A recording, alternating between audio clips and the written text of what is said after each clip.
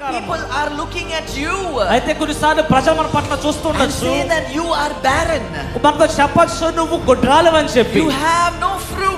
నీలో ఎంత మాత్రం ఫలము లేదని You చెప్పొచ్చు, have no child. నీకు బిడ్డలు లేరని చెప్పొచ్చు. People might look at you like that. ప్రజలు కొన్నిసార్లు నీ వైపు ఆ విధంగా చూడొచ్చు. But heaven does not define people by what you have and what you don't have. అయితే నువ్వు ఏమైతే కలిగి ఉన్నావో ఏమైతే కలిగి లేవో దాన్ని బట్టి పరలోకం ఎప్పుడు నిన్ను పరిగణించదు. God has a long history of entering barren spaces.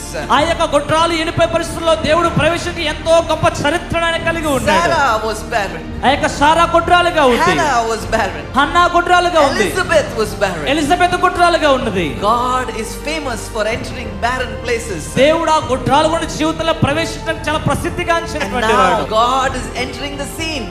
ఆ యొక్క పరిస్థితుల్లో దేవుడు అక్కడ He is entering the ప్రత్యక్షమవుతున్నాడు. scene and he is saying there will be a child which will be born unto you. ఆయన చెబుతూ ఉన్నాడు, ఇదిగో నీకు కుమారుడు పుట్టబోతున్నాడని చెబుతూ ఉన్నాడు. Hallelujah. హల్లెలూయా, Hallelujah. హల్లెలూయా.